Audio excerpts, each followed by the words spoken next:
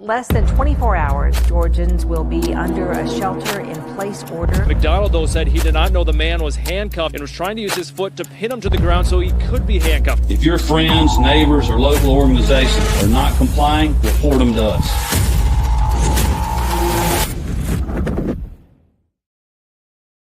Howdy, everybody. Welcome to the Free Georgia Podcast. My name is Jake Green, joined by my co-host, Cat Hartley. Cat, how you doing? I'm doing great. Yeah. You're not in Atlanta right now, so are you enjoying your time outside of the big city? Yeah, I'm in St. Simons right now, near the beach. Currently it is kind of stormy, but I'm hoping for it to get a little bit sunnier for the rest of the time I'm here. Are you a beach-going person or a mountain person, or what kind of vacation spot do you normally like? I'm 100% a beach person. I mean, I play. Is it because you can play volleyball on the beach? I was gonna say, yeah. That, and also I just like laying on the beach. I like being in the sun. I feel like I just look so much better and feel so much better when I'm at the beach. That's fair. So it's like it's in me. It's not just a preference. It's like my body wants it. Got it. That is pretty funny to me. People are always like, well, I want to be in the sun, and it just somehow correlates to the beach when my mountain gets just as much sun as your beach does. So like you can, but it's different. You can get just as much. It is different. You're right. All right, y'all. We've got a guest that y'all are familiar with coming in today. His name is Brian Allen. He works a lot with LP Georgia, doing a whole bunch of stuff, including, actually, I'm going to bring up the website. Head on over to lpgeorgia.com and you can see some of his work, which is the Liberty Watch email subscription. You can get all the Georgia legislation that's being proposed or passed in the state, and these emails explain what they are, how it affects you, all that kind of stuff, so you can know what's happening before laws go into effect and maybe do something to stop them, because we don't really like new laws here at LP Georgia. So yeah, head on over to lpgeorgia.com. You can learn a whole bunch more stuff as well, get involved in a bunch of different ways. Yeah. Is there anything else we need to prep the audience about before Brian comes on? Yeah, so the legislative session just ended on Thursday. So basically, Brian's just going to tell us about some of the bills that have passed and some of the ones that we are still keeping our eye on for next session. Perfect. All right. Well, without further ado, let's bring on Mr. Brian Allen. All right. Welcome to the show, Brian. How you doing today, man? Hanging in there, trying to recover from everything that happened last week. Yeah, can you give folks out there a description and like of what exactly you were doing last week with the legislative session and everything? Yeah, so last week was the final week of the legislative session with sine die, the last day being on Thursday. So I went to the Capitol at like 9 a.m. to be there when they were figuring out what bills to do that day, and I stayed until around like 5 p.m. and then went home and then spent the rest of the night until like 1:30 a.m. just watching the video streams. So yeah, it was a fun day. So would you consider yourself like a political nerd?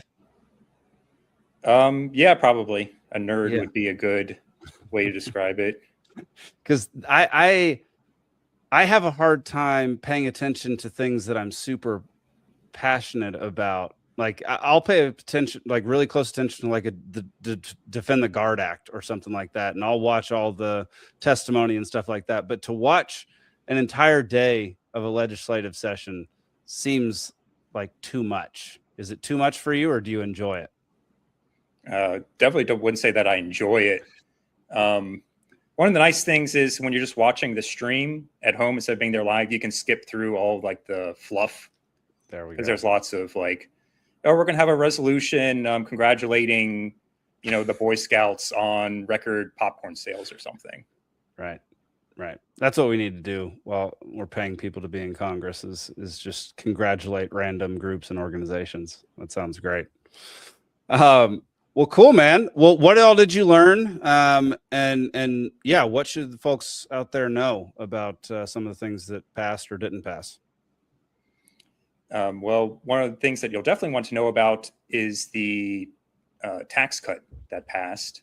It's going to reduce Georgia's state income tax over time and also increases the standard exemption. So you'll start seeing that next year. Okay, I like that. Which one was that? Was that, do you have the bill number on there? Yeah, hang on. That was House Bill 463. Nice. Well, that's awesome. We don't get too many of those where it actually cuts something. So that's a huge win. Yeah, if you remember last year, there was a Senate study committee on eliminating Georgia's income tax. I remember that. Yeah. So there were a few proposals. None of the proposals came as far as actually eliminating income tax, but there was a proposal that had been more aggressive than what eventually passed. But there was a bunch of back and forth between the House and Senate over what they wanted to actually do, and this is what we ended up with. So, gotcha. Did they give a reason why they wouldn't go with the altogether cut of the tax? Yeah. It's the old, well, we can't afford it thing. They get this idea in their head, like, well, we have this amount of spending for the state budget, and we can't cut that, so yeah, we can't do the income tax cuts that we want to do. And then they have their own agenda with wanting property tax relief, and so it was a whole. Yeah, this we've talked about this before a bunch of times. Like once something's in place, it's really hard to get it removed because people get used to their budgets, people get used to their committees, people get used to all these things that they have, and they don't want to let them go, and they forget that life can be lived just fine without them. And so, yeah, this is why we got to keep fighting really hard to not let these kinds of things get passed in the first place, because once they are, it's very difficult to remove them. Yeah, there were a few others that you want to talk about today. What about can we talk about SB 33, because that we've had folks on this show that are very related to that one. Yeah, 33. So that's the so make sure you're looking at the right thing here, because they changed it at the last minute. So SB 33 was like a hemp bill. Yeah. But now what they actually passed is it's the House's property tax bill. So they stripped out all the old language and put in new language. Wait a second. It originally was proposed as something to do with hemp farming in Georgia, and it ended up being a property tax bill. Yeah, so you need to look at the amendment number 3 from Senator Brass of the 6th. Okay. AM 590041. Yeah, this is one of the fun things about tracking legislation, is when they do this kind of thing. Dude, that's the most frustrating thing I've ever heard. What the heck?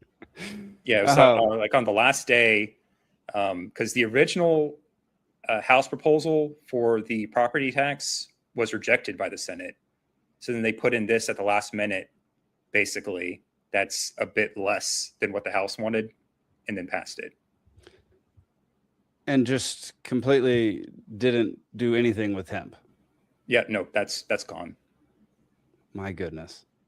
I don't even know how it blows my mind that kind of thing is allowed to happen and like happens all the time. Strictly speaking, it's not supposed to. Oh. But the problem is the people who decide whether or not it can happen are the ones doing it. So you'll get this sometimes where like someone in the minority in the House or Senate will make a point of order like, this amendment is not germane to the underlying bill. And then the majority would just overrule them. Like, no, it is germane because we say it is. Wow. Because we say it is. Yeah. What great logic that is. Okay. So, yeah, can you just give us a quick overview of SB 33 again, and just let us know like what happened and where it ended up?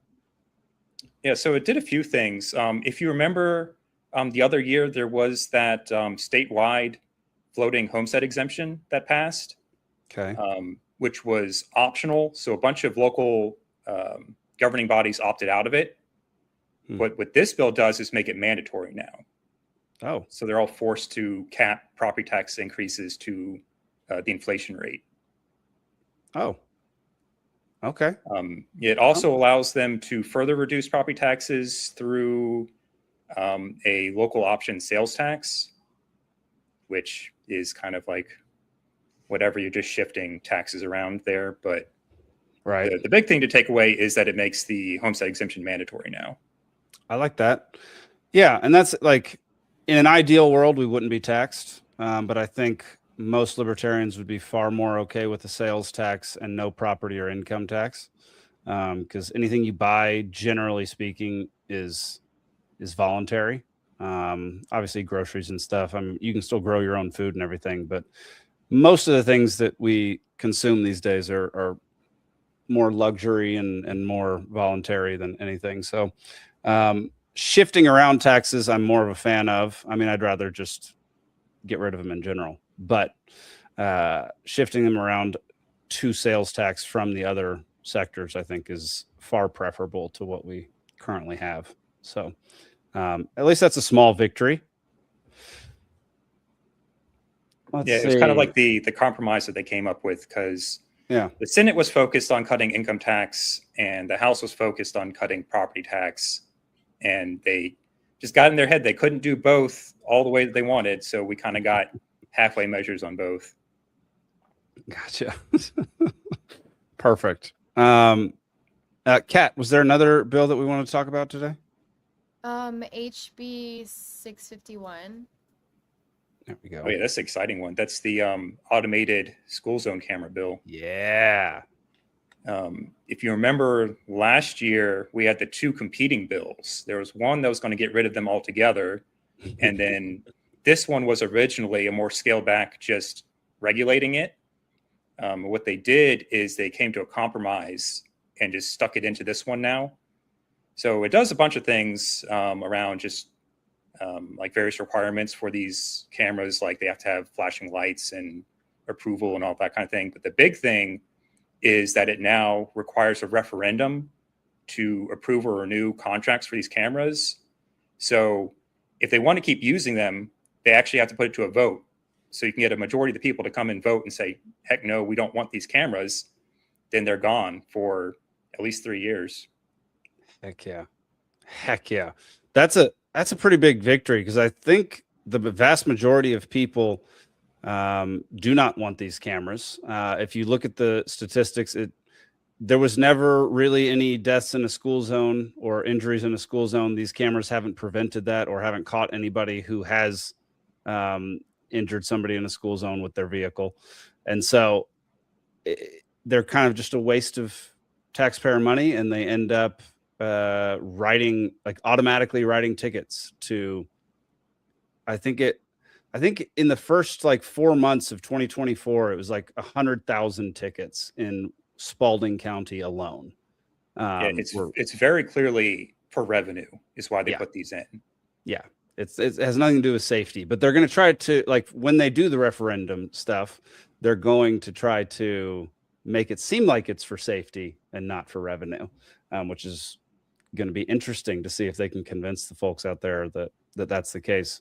If anybody out there knows about James Dutton, he's helpful over at the Banish Big Brother project, and he's done a lot of work in Spalding County and elsewhere in Georgia trying to get these school zone cameras taken down.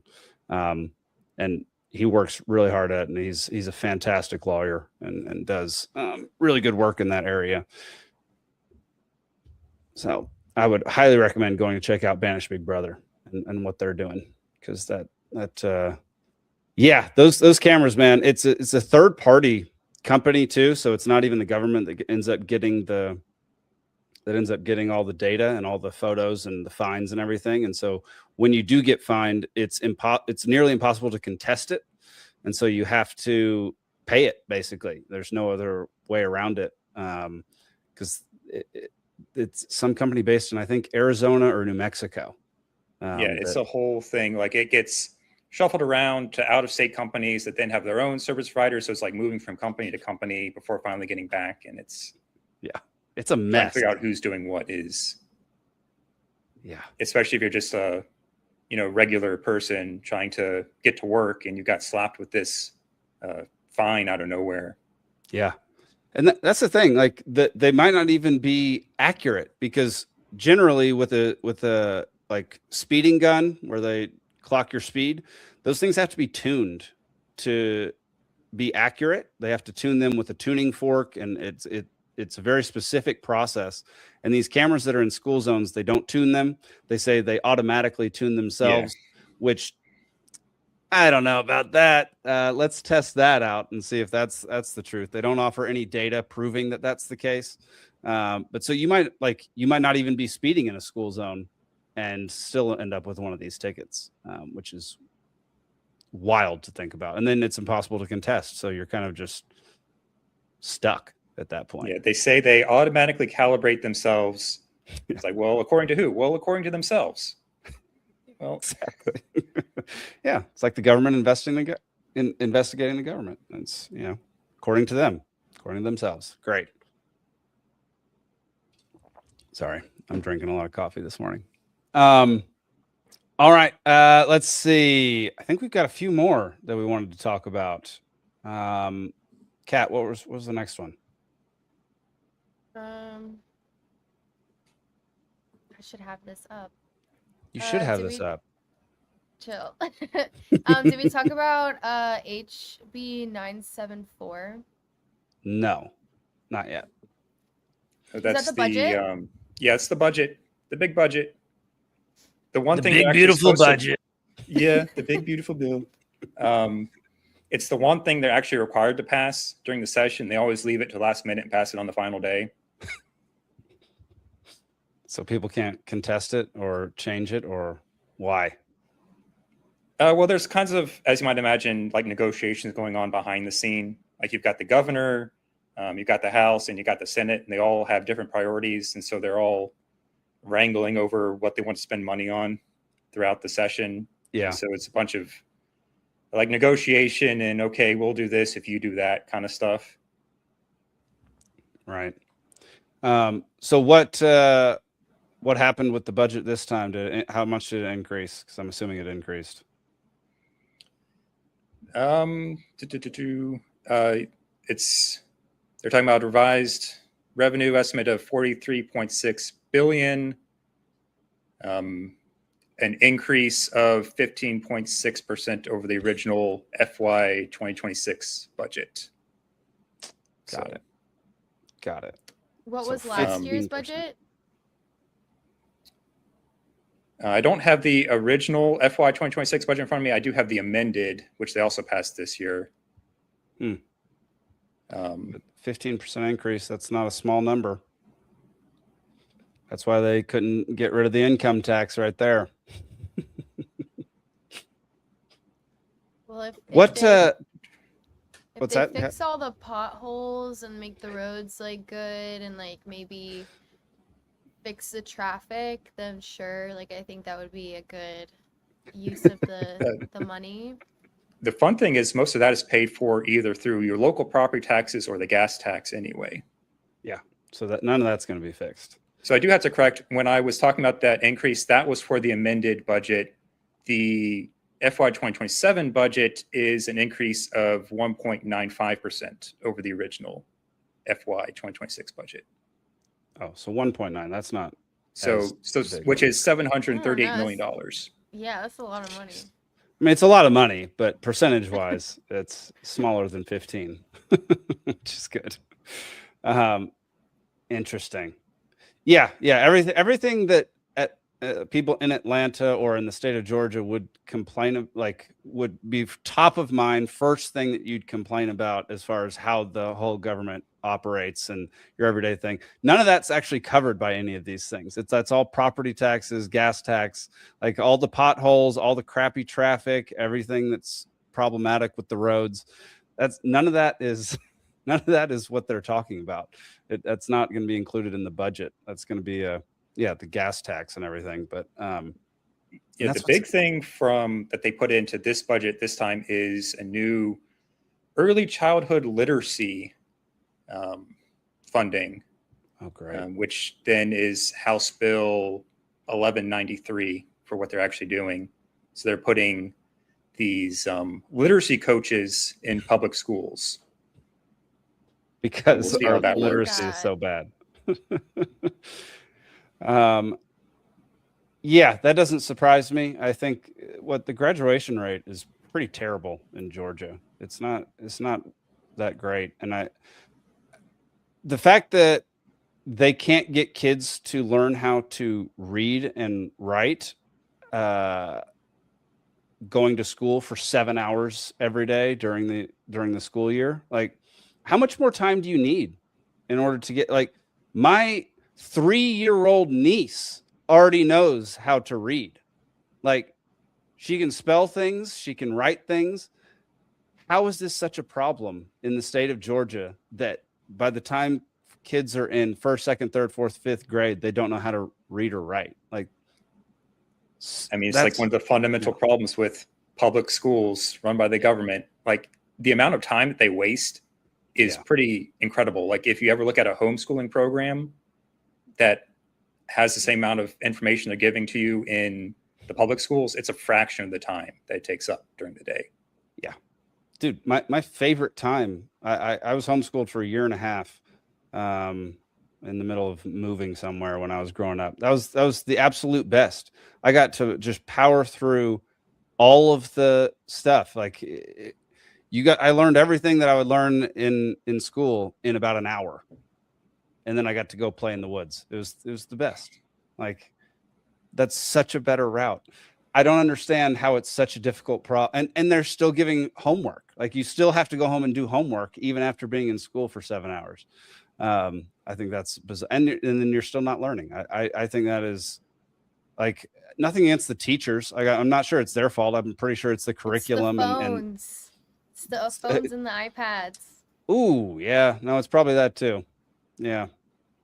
Yeah, there's probably some of that, but I'm also assuming there's a lot of red tape. There's a lot of things these teachers can't do, aren't allowed to do, all that kind of stuff.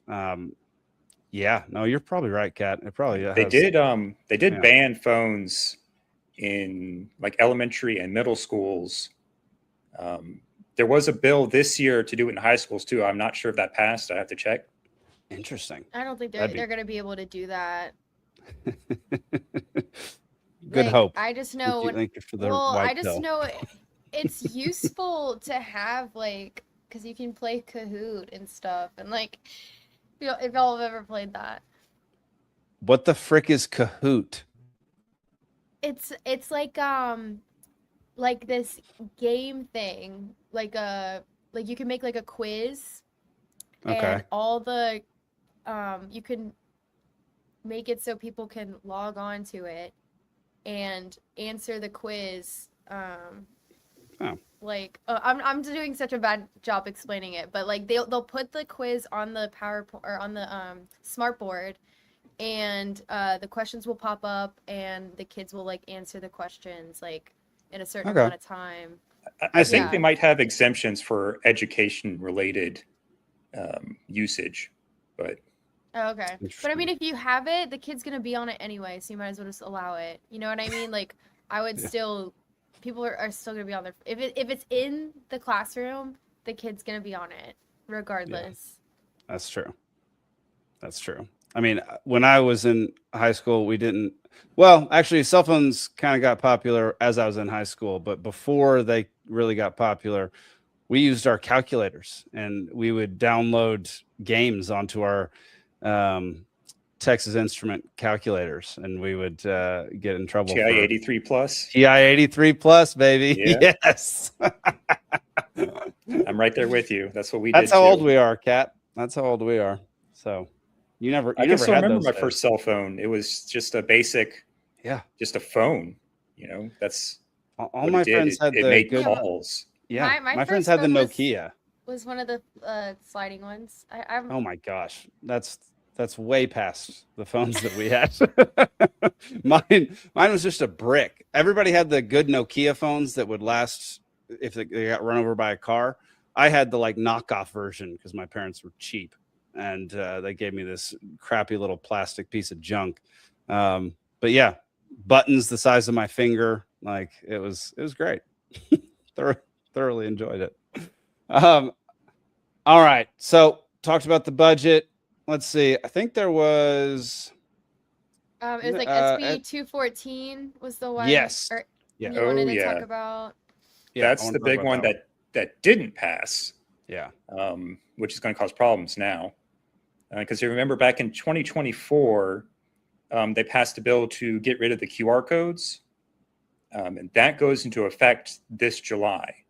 QR codes. Well, for context, this is about the. Oh, yes. So this is about. So if you've ever voted in Georgia and you go into that like machine, the BMDs, and then prints out your ballot, you look in the bottom, it has that QR code.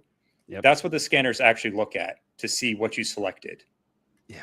So they not transparent whatsoever. Yeah. So voters have no idea what that actually says. There's no way to verify that it's actually determined, that it's actually reading what you picked when you went to vote.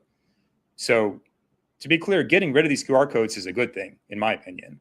Yes. The problem is that they never put in place a replacement for what they're going to do instead. So they're going to outlaw the current system, but they never set up what's going to happen instead.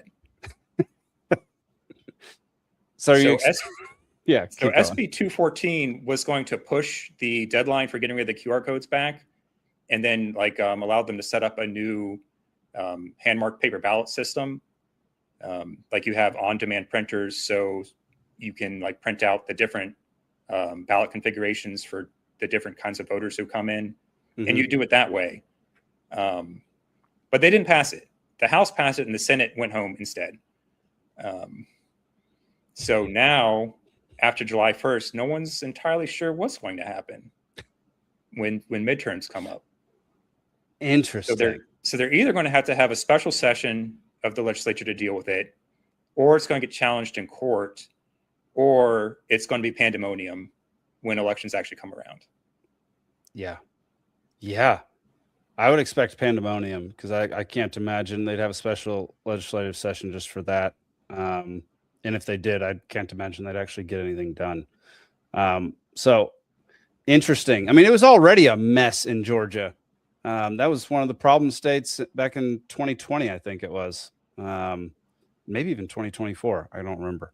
But interesting. Yeah, because when I was voting in Georgia, that QR code really gave me pause because the number of times I've scanned a QR code and it took me to the wrong place is substantial. So the computer making a mistake and printing the wrong QR code, you could have voted for somebody that you vehemently opposed. There's no way to confirm it. And I think that's one of the biggest problems with this electronic system. I really am a huge advocate for going back to the paper ballots where you got to punch it with the hanging chads and everything. I miss punching the ballots. I don't like this digital crap. I don't think it is reliable, and I don't think you can't verify it. Just what we were saying before. I have no idea what that QR code says, so I have no idea if my vote is actually going into that box. I don't think they're going to go back to the punch cards. I remember. Come on. I remember showing voters how to do them, but what they would do is how you have the absentee ballots now. You just have the ovals that you fill out. That's what it would be, and then you have optical character recognition on the scanners to actually record it. That's not as fun. That just reminds me of taking the friggin' SATs and crap. I don't want to do that again. You don't love Scantron? Come on. I freaking hate Scantron. Well, Brian, this whole legislative session, man, you've been keeping up with Liberty Watch, been sending out emails. How's that been? How's that going? It's definitely been draining. If Georgia's legislative session were year round, there's no way I could survive. Just be insane.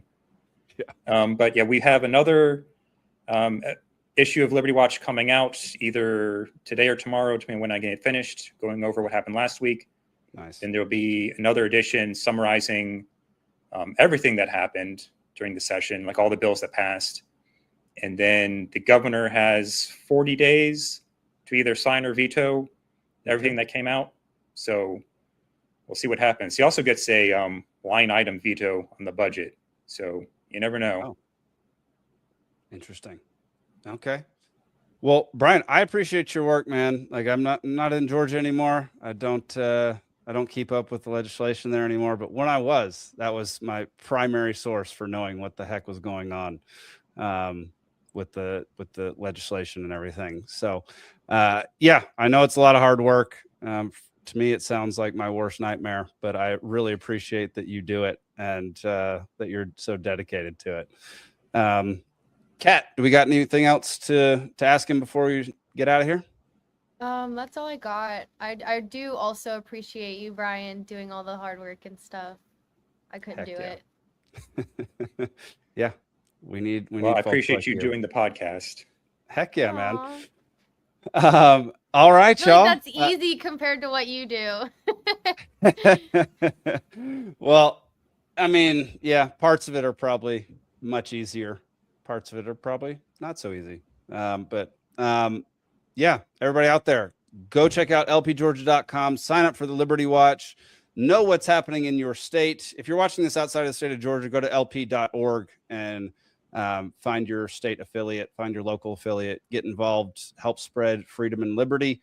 And yeah, I think that'll do it for this episode. And we'll see you next time on the Free Georgia podcast. Peace.